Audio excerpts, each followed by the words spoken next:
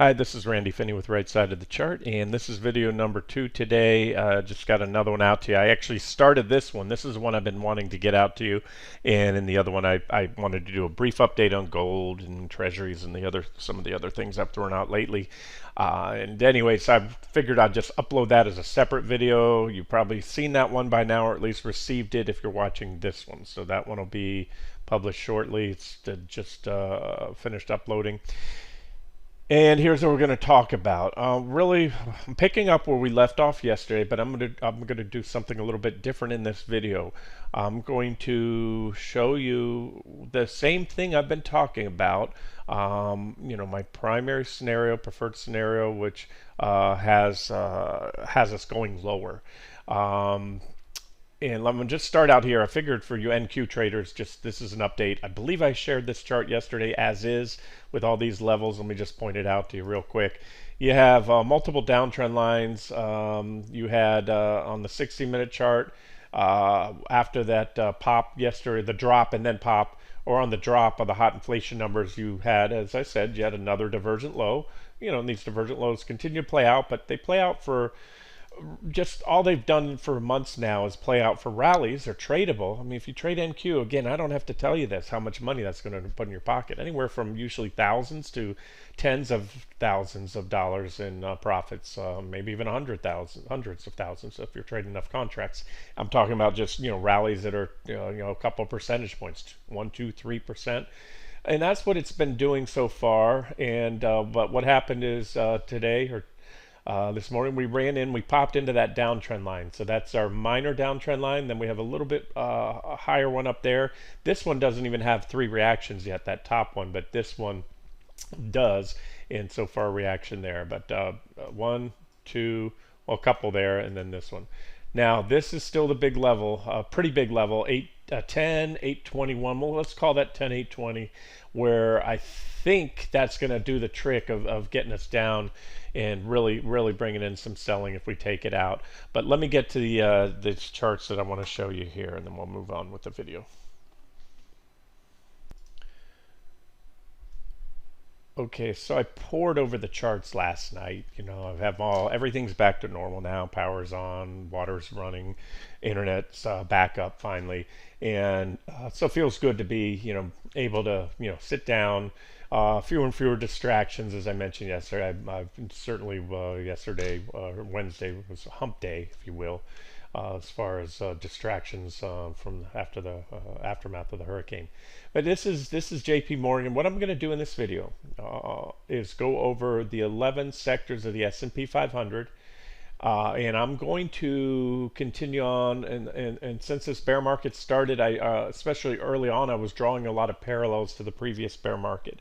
And I've also cautioned, and I was, those worked well, and I'm referring to some of the, objective short entries or add-ons we had on bounces back to the 200-day moving averages, downtrend line breakouts, even the divergent highs that preceded the top.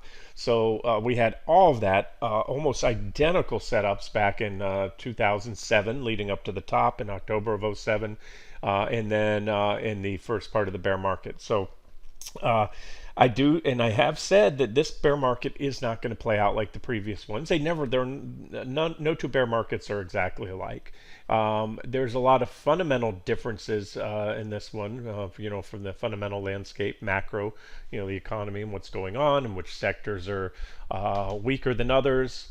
For example, back then financials were the biggest thorn in the side of the market during the meltdown in 2008. This time around, we have energy holding up, outperforming everything else.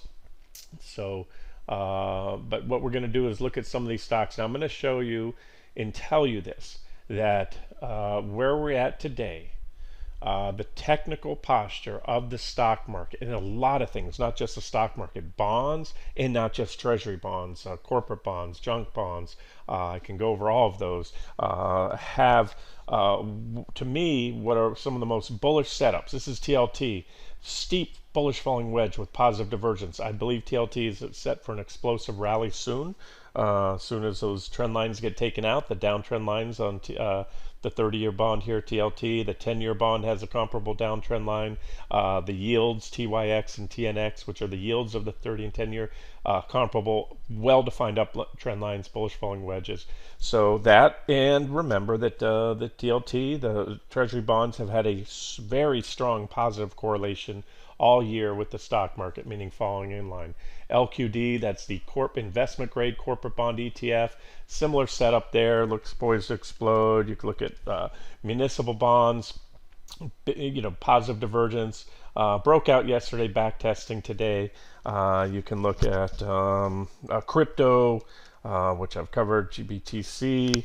Also set up, look at that nice bullish divergence right there. I'm going to move that trend line a little bit. I was trying to grab the divergence line. So I'm looking at a lot of things, just about everything, both bonds, stocks, crypto, the three major things there, all set up as bullish as I've seen in years, not just on the daily chart, but when I go out to the weekly charts, I look at things like TLT, big, strong, positive divergence. I look at the stock market, and that's what we're going to focus on. Biggest divergence in years. Okay, now what we're going to do in this, I'm going to go over the sectors of the S&P 500. I always like to do that. As I like to say, any index or sector is simply a sum of its parts. So the S&P 500 is just a sum total of all the 500 companies in there. Obviously, there's a weighting. The bigger companies carry a bigger weighting.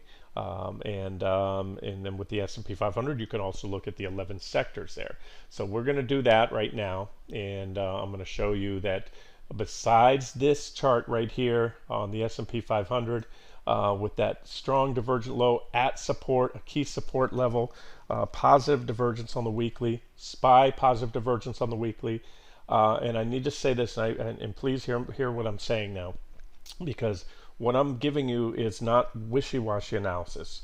It is conditional analysis, or conditional expectations of what the stock market's going to do. If these divergences play out, if the markets, and I believe they need to hold around these levels and cannot go much lower, the divergences will be taken out, and support levels will be taken out. Remember, divergences are not the be-all. They are a very, very big part of my trading, probably one of the biggest. Support and resistance, number one, price action, chart patterns, but divergences as well. I like to confirm. I catch tops and bottoms. That's what I do. A lot of people for years, if I had a nickel for every time somebody marched out on TV and said, "Oh, it's impossible to time markets, especially to call tops or bottoms." Well, I've made a living of it now for decades, and on balance, think I do a pretty darn good job of it. Don't win them all. Nobody bats 1,000, but and divergences play a very large part in that. All right, so you have the S&P 500 at my long-term first target. We undercut it yesterday. Everything I already covered. You know that. We're there at, and that's support. That's a nice support level. It was, as one of our subscribers pointed out in the comment section last night, and something I might have normally caught but didn't, but and thank you for that. We hit the 50% Fibonacci retracement to the button. That's a 50% Fibonacci retracement of the COVID lows. There's the low back in March of 2000 right there. There's a whole move up. These are Fibonacci retracement levels. So this yellow line marks that to the top, right to the button. Traders are going to almost always, not guaranteed, but usually step in and buy. That is a very significant Fibonacci level, as is the 31.6 and the 61.8. And those are levels that traders will automatically or usually step in and buy. And so when you have the markets falling to both price support and Fibonacci support, that's double resistance. The way I view technical analysis, there are people that normally or only trade Fibonacci's. That's all their trading is all about. I remember back years ago, I don't know if she's around, there was a website, she was called the Fib Queen, she called herself, and that was her forte. And I certainly incorporate them in my trading. But my point is this: I'm a big price and resistance guy. I will certainly use the fibs, and but all the better when you have two levels hit, because you have that subset of traders that may only trade off fibs, And then you have another subset of traders that may only use trend lines, some use moving averages, some just use candlestick patterns, et cetera, et cetera, et cetera. So the more eyes that see a level, the more traders are going to step in and buy or cover shorts at that level, and the more likely you are to have a reaction off that level. Okay, so that is what happened yesterday. We hit support, we hit fibs, price support, QQQ, you had undercut that 286, tried to rally back up to it. All right, so the video is getting a little long-winded. I'm going to just show you where we're at on QQQ real quick. This is what I covered yesterday, no change. Remember on the post I said, we had the bullish engulfing candlesticks, and they were big, they were massive. A blind man can see those bullish engulfing candles on QQQ and SPY. You don't have to be an expert technician, market technician, to see those, and they have a very significant meaning. They're pretty effective. Nothing's 100%, and as I said yesterday, to me, it starts to become a buy signal when you move above it and get a green close, especially if you build on those gains, another green close. So that hasn't happened yet, but what has happened, again, I know I've been trading long enough to know that a day like yesterday, with such a big move down on negative news, there was no positive spin on the CPI, nothing, but yet the market's reversed. I looked at a Barron's article and a Wall Street Journal article. Both of them say they were baffled. There was no known reason why the markets rally. I turned on Bubble TV this morning and listened to them talk about it, and they were just perplexed as well. They couldn't figure out why the markets rally. So so at the end of the day, that ramps up a lot of bullishness to see such a big reversal. But to me, what it did is reversals of that magnitude, the biggest gains. I've said this often. I've been around and long enough to have traded and lived through several bear market cycles, big corrections, and I can tell you the biggest gains in the market come during bear markets and sharp corrections, things like COVID and all that. Sometimes sometimes you see those big reversals on the bottom, and there is 100% a chance. The chance is not 100%, but there is most definitely a decent chance that yesterday's move marked a significant bottom. But I told you I'm going to wait. Those odds are going to move up or down going forward from here. And so what did happen, besides the bullish engulfing candle, which has not been confirmed yet, is you had the breakdown. That was our previous low in the bear market right there. It's about 268 in QQQ. Those are the mid-June lows. Then you tested it here again. They stepped in as they usually do by little brief rally off the back test, but then that was faded. And so this was then a breakdown. QQQ to me is the most important index because it has the companies that have the biggest impact on the market. They're the crowd favorites: Apple, Microsoft, Tesla, Amazon, but they're also, more importantly, the biggest components of even the S&P 500. So when those leaders break, the market breaks. And so QQQ is just, to me, a more concentrated way to view the market. S&P is too diluted, too many utilities and financials and other things in there, REITs and all that other stuff. So that's it. Right now, I'm taking this on face value that we had a breakdown and so far a back test and a pretty impulsive rejection off that back test right there. I gave you that little intra period pop, and then they sold into it. We didn't even get a 60-minute close. So if you're a purely mechanical trader and you don't you're only trading the technicals with complete discipline, well, you didn't even get again, if that one's hair, it was pretty much a close on it. That was not even a confirmed breakout because it was just an intra-period pop. The 60-minute candle, if you're trading this time frame, closed back down below, so you didn't even get a 60-minute close above it.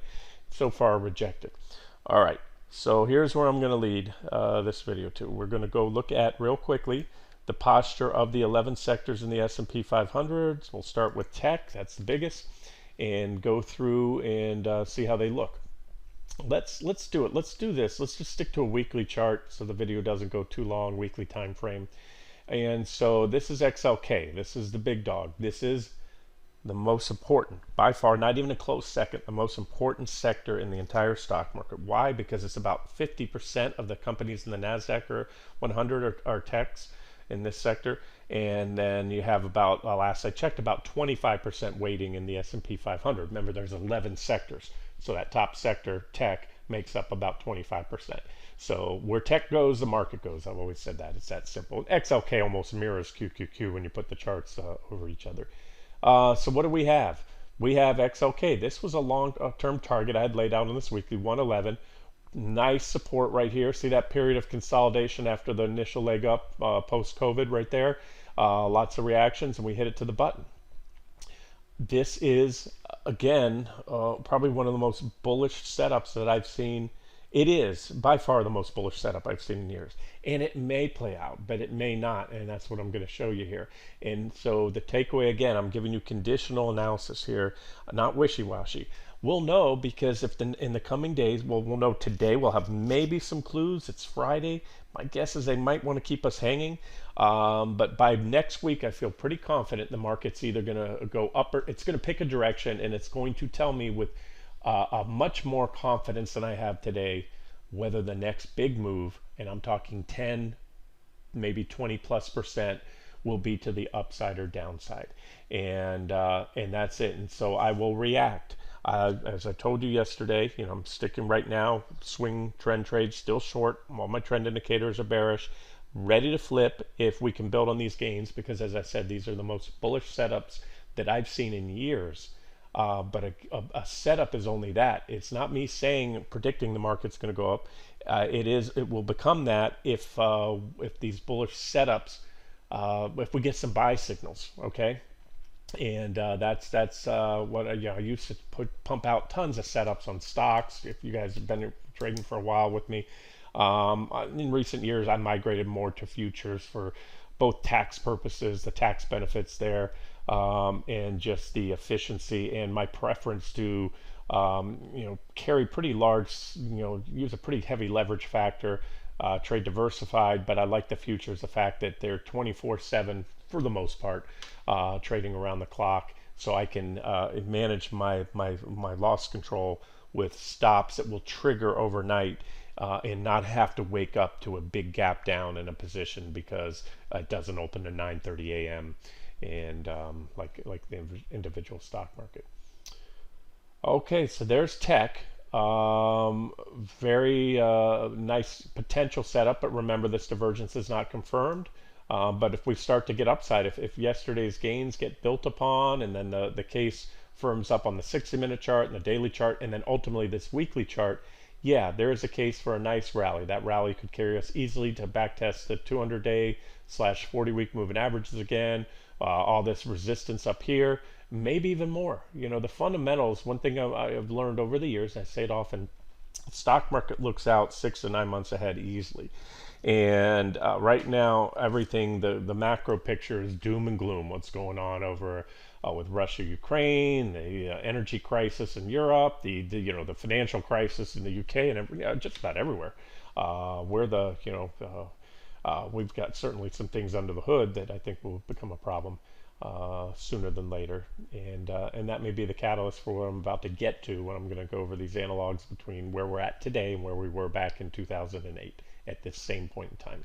So XLK, like I said, a little hammer there on the weekly, potential to reverse, but ultimately I think this bear market's going to take us all the way down here. I think we have, whether we bounce first or not, about another 30% downside.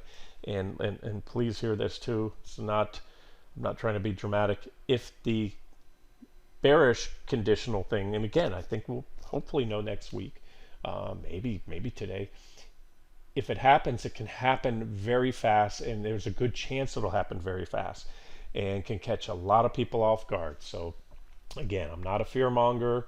I'm just telling you, to me, I see an opportunity. I'll have to react to quickly either way. I'm either going to have to, on those swing accounts, cover my shorts and decide at which point, and I'll probably scale out and then into longs, scale out of the shorts into longs if the bullish case continues to firm up next week, or likewise stack in and get a little heavier, especially after the weekend, into my short positions and profit from what could happen here if we go where I think we're going.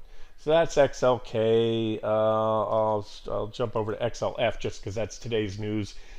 This is a long-standing support zone I've had. This is a beautiful support zone. This is big support. And so you have the financials falling. There was a peak back there in 2018, another peak right there in 2019, just before COVID hit. We consolidated around there. That is a big, big, big important support zone. We just hit the bottom of it with strong bullish divergence.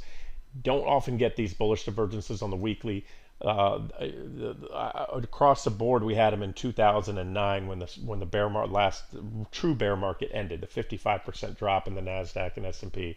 We had divergences across the board on most sectors in the markets on the daily time frame. So the potential is there for a new bull market with weekly divergences.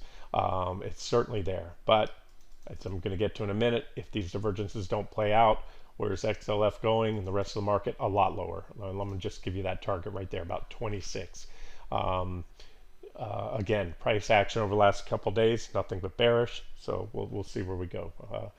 Next sector, I'm just rifling through these. XLV, healthcare sector. This is blue trend line is the best I have. Remember, COVID was what happened then. I call it Ursa interruptus, my made up term for Latin term for a bear market that was interrupted by the Fed. A lot of things broke trendline support. We had the same kind of divergent highs we had here. They just threw so much money at it. There's only one entity in the world that can change the path of the stock market, and that's the Fed. But I myself and many others probably believe they've used up all their dry powder. They can't possibly do that now with the inflation that we have today. Or anything close to it. So you can see a breakdown and a back test there on XLV. XLC, communication sector, that wasn't around back in 2008. There used to be XLT, the telecom sector. Standard & Poor's, telecom was old yesteryear stuff, Ma Bell, AT&T, that kind of stuff. And they changed this to the communication sector, so we won't have an analog there. But there's XLRE, real estate, at support, no divergence, but at very, very, very good support right here. Let me just show you. Boom, boom, boom, boom, boom. I'm showing you reactions. So I say boom.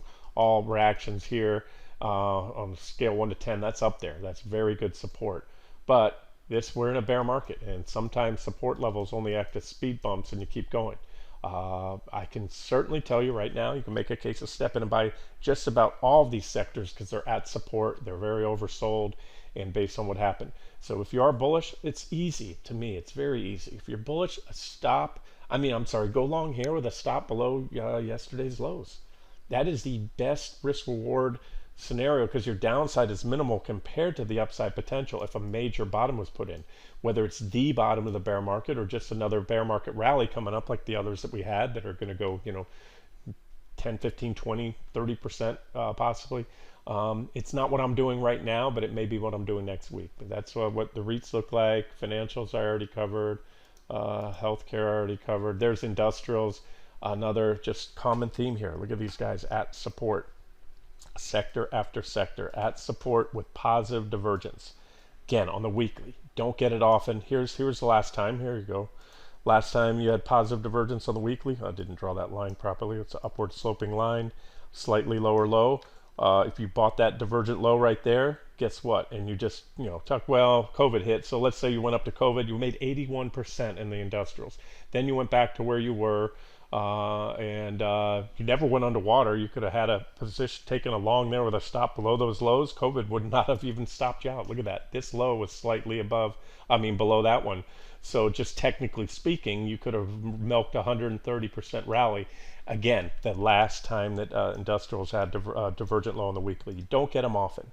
So I think I've impressed the fact that that is the most bullish, potentially the most bullish setup that I've seen in years. It's not, to me, an actionable trade because that divergence has not been taken out. And what else I'm about to get to and show you. There's utilities. This one just cracked this trend line right here. This is my preferred trend line in the utility sector. Recently put in a divergent high. These are your flight to safety sectors during a recession, and they're finally feeling the pain. They're rate sensitive too, and you can see we've broken down. So that one, no divergence, no buy. If you want to know, this would be one of the most bearish sectors right now, in my opinion. If you want to trade sectors, long the most bullish, short the most bearish, well, this is one I'd throw in that short camp if I were you. XLP, Staples, big support right here at about 68.35, undercut, but back testing, just like the tech sector. So I know, like I said, I can sit here all day long, and I think I have made a bullish case, but this one also more bearish. This is one I'd throw in that short camp now. You can short it right here with a stop somewhat below that level. I'm somewhat above it, I'm sorry, 68.35 on a weekly closing basis, if you can give it that much room for the next swing down. There's one more stop along the way. Ultimately, I do think this one's going down to this level. I'd have to, I'll sharpen my pencil, but a little stop midpoint, but we'll probably come in all the way down here to 57.29. And that's it. Let me get to what I wanted to show you now, those analogs, and then we'll wrap this video up because I can go on and on. So what we're going to do here, what you're looking at are two side-by-side charts. This chart, this is current day right here. Everything we just looked at, and we're going through the sectors now. Let's start with the market. Let's do that. Let's start with the broad market. We can do QQQ or we can do SPY. Let's just pick the Qs. Okay, so on the left here, this is 2007. There's 2007 right here. Remember, the markets peaked in October, early October 07 right here. And here, I'll use an arrow tool for that. There's the top. And this time around, we peaked in November. Seasonality is there. Everything's there. Just like back then we had. I don't have it drawn on this chart, but there was, just like now, big negative divergence on the indicators. We had a divergent high. And then just like recent, remember we got in here, we shorted our first short entry, which was still considered the original entries for the short, that's the long-term short that's still in play, was there, with a second one there on that minor trend line break after we pushed up, made a slight marginal new high and extended the divergences and these trend line breaks. That's what you had right there as well. And you had your little kickback rally. Okay, so now we're going to look at what was going on back then. Which this one, it'll get clean in a second when I get to the sectors, but here's what I wanted to point out. Okay, so I talk about these divergences. I just spent the first 20 plus minutes of this video talking about those positive divergences on the weekly. When you look at this chart, remember, you've got to look at what happened. We now know what happened. We know from here to here that was a roughly 55% drop in both the NASDAQ and the S&P 500. And so at this point, I did this, I've done a couple of these kind of, here we are now. That was, we're about, the pop-up box to the left tells me from the high there to about this point, we're about 11 months in. You can see towards the bottom, 10.8 months, right? Here's where we're at now. We are about 10.6 months, almost exactly. And this is why I'm a little skeptical of this analog, because it's almost too perfect. And when that happens, and all I see it usually doesn't play out that way. It may still play out to the downside, but maybe not in the same fashion. But maybe. I'm pointing it out. And again, the simple thing is, remember what I'm saying is, we don't have to position for it and trade it and tuck shorts away. Just react to it. And react to it means if we take out those recent lows, that's going to trigger more downside, and then we get this. So here's where I'm going. Just like right now, in the NASDAQ 100, on the right here, you had positive, but what I call potential divergence. No, it wasn't confirmed, because for me, again, this is what I made up. This is my thing. You need to see a bullish crossover in the PPO to effectively put in a lower high, because it's a momentum indicator. It's the momentum indicator, the PPO lines are headed down. And you had a back test right there of resistance. Back then in 2007, at that point, or 08, I'm sorry, at the almost identical, everything, time, the amount of drop, you had the same thing. Remember, you couldn't see this. Now we know what happened, but this is all you could see at that point in time. And so you had the same potential divergence, but look what happened.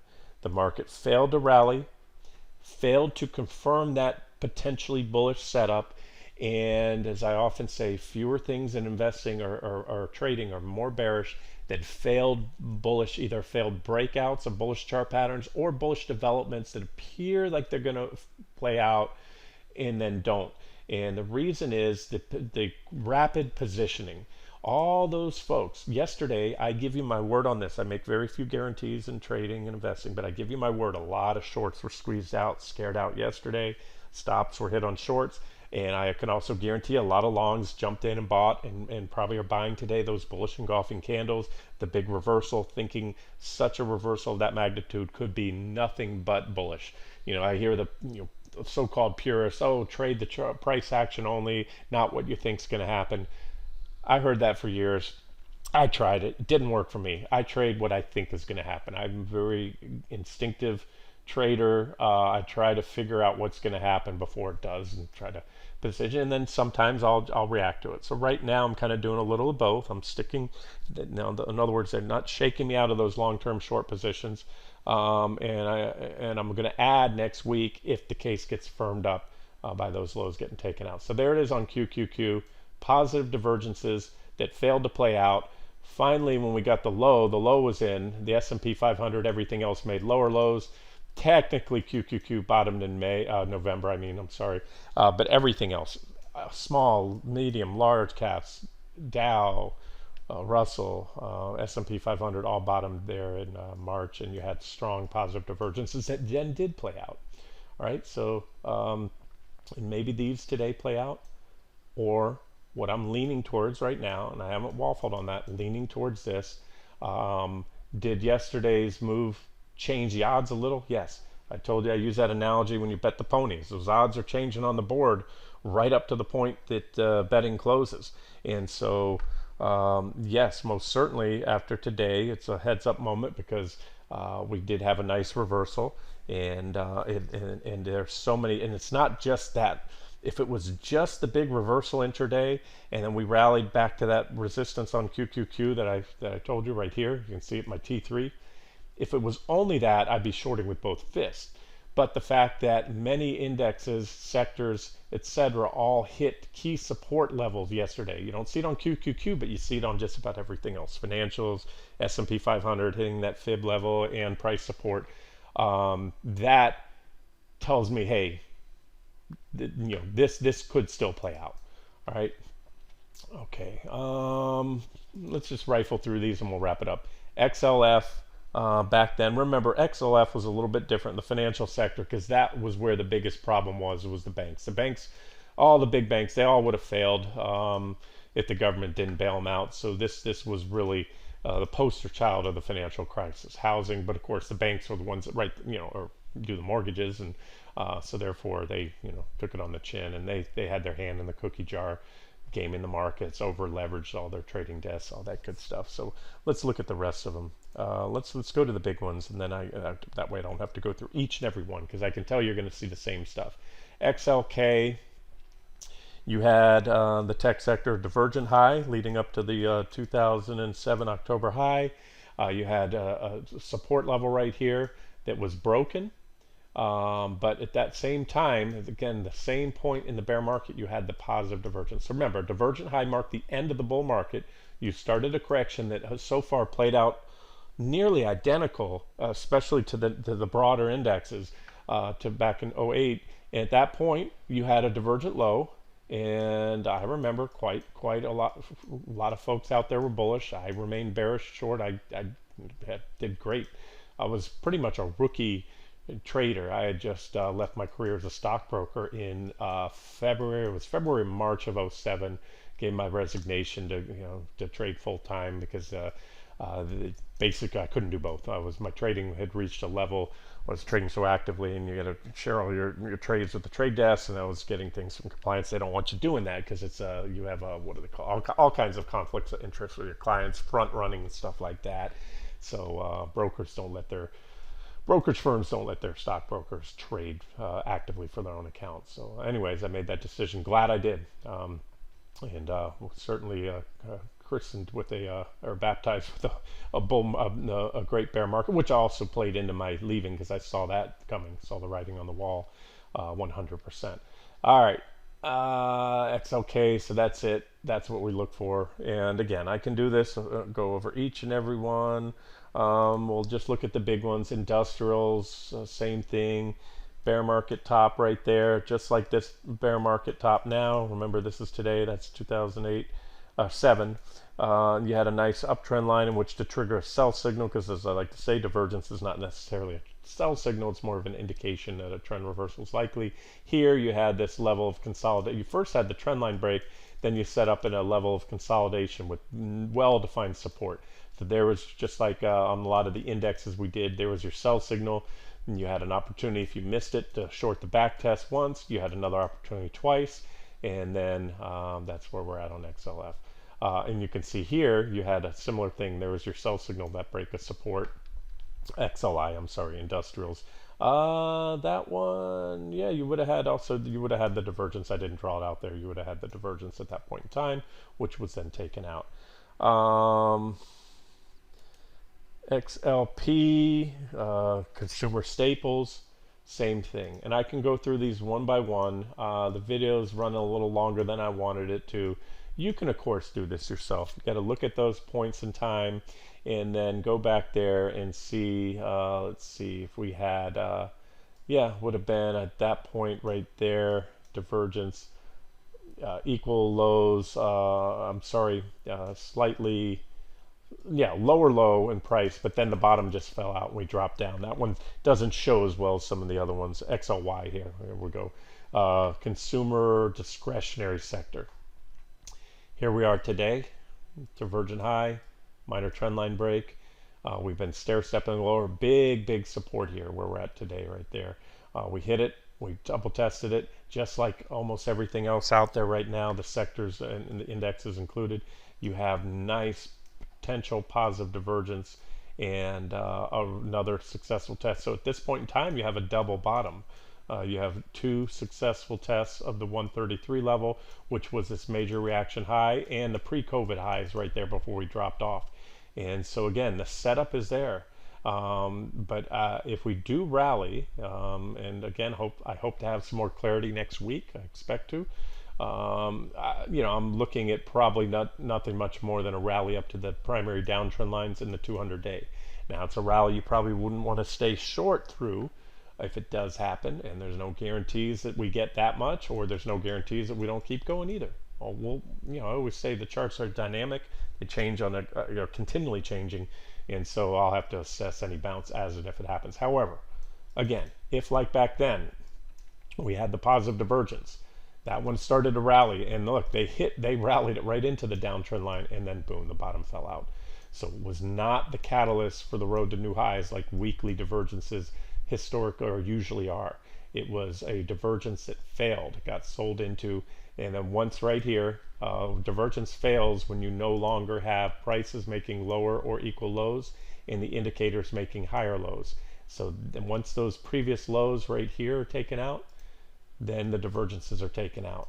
And it's usually that point where it's a very rapid paradigm shift among the market participants, those that were bullish and believed that a bottom was in, because wow, the S&P just hit a 50% retracement from the whole rally off the bottom of COVID, one of the strongest rallies in history in the stock market, Fed induced, and 50% of that. So there are people coming in to buy because that's in their nature, and maybe they're right. You know, that's a big drop in the S&P, but if not, those folks are going to have a rude awakening if the market fails to follow through. And number one, first and foremost, if and when they see yesterday's bullish engulfing candles taken out, meaning the lows from yesterday are taken out, I think there's a decent chance it could be this. I've been talking about the potential for a waterfall sell-off for a while, and what could cause it would be that.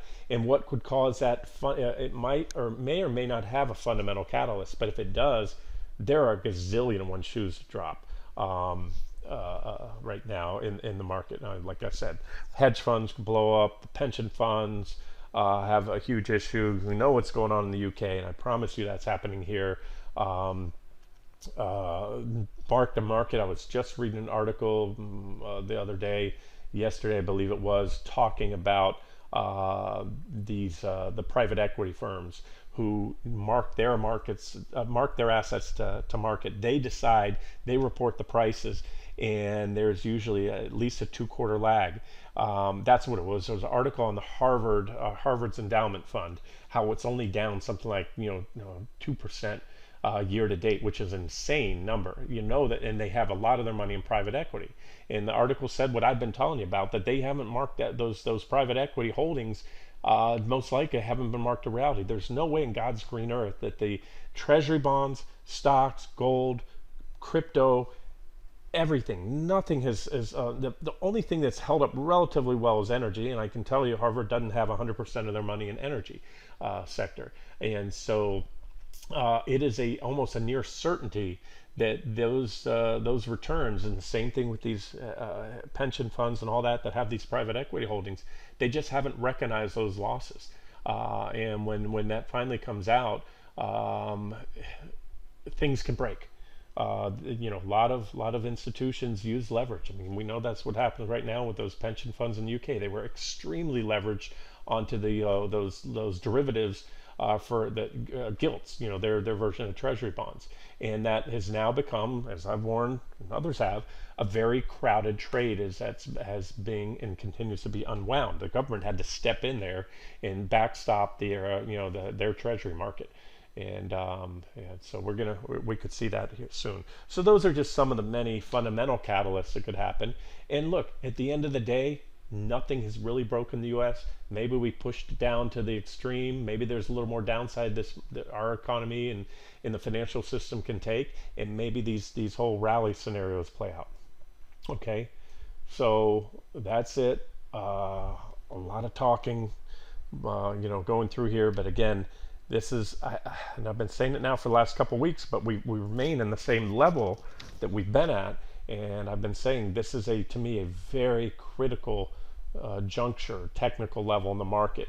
And whoever wins, meaning bulls or bears, I'm speaking metaphorically, of course, buyers or sellers, could determine the next tradable trend, tradable being, double digits, 10, maybe 20% or more to the upside or downside.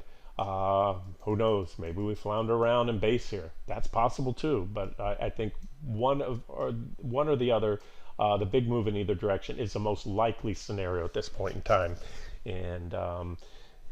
And how to trade it, to me, it's pretty simple. Just watch those short-term charts. Start out with the go back down to the QQQ 60-minute chart, the daily chart. That's the weekly right there. But you look at the 60-minute chart.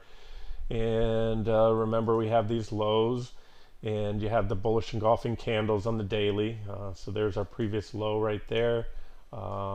Solid recovery up above there would certainly be the first thing. Then if we can take out this downtrend line right there, that's another check mark for the bullish case. If we can take out this area of consolidation, those recent reaction highs there, another check mark. And so to me, that's what I'm seeing or planning to do, is scale out of shorts at that point and start scaling into longs, depending where I see the objective entries. Otherwise, my swing and trend positions, I will remain short, because right now I see nothing more than a breakdown and a back test. The divergences are certainly concerning. They're on just about every time frame I trade, from the 60-minute out to the weekly, and they may play out. But if they don't, I think there can be a very fast, powerful drop, which could be, again, if it happens and you're on the right side of it, very profitable. If you're on the wrong side of it, obviously you could lose a lot of money. So that's it. I'm going to wrap it up here. Hope you guys enjoyed this one. I'm sorry it's kind of repetitive in some areas, but just trying to impress upon the points that these parallels so far to 2008 or 07, 08, that bear market up to now, have been almost uncanny. And just because I don't think, just because I've warned that this bear market won't play out like the previous one, so far it has. And again, the technicals are the technicals. If like I said, most importantly, QQQ is just flirting with, and all the indexes, multi-year or at least 52-week lows, or hair above the bear market lows, relatively speaking, from that were put in yesterday. So we're still, as bullish as the potential setup is, we're in a very, very precarious technical posture. And when in doubt, give the benefit to the prevailing trend. And that prevailing trend is 110% bearish right now. One day doesn't make a, flip a trend, the longer term and intermediate term trend indicators from bearish to bullish. So that's why I'm treating these divergences and even these big drops to support, so many sectors that support, with a grain of salt. Because when you enter that phase, when we entered this comparable phase of the bear market in '08, that's where support levels stopped acting as areas where you could trade and gain tradable bear market rallies off of. And they weren't even speed bumps. Once you hit this point in '08, once those divergences fell through and the recent lows were taken out, it was a waterfall sell-off, and every support level below just got taken right out like it wasn't there until the market bottomed in March of '09. So, all right, guys, I'm going to get the video out to you. This has been Randy Finney with Right Side of the Chart. Have a great day.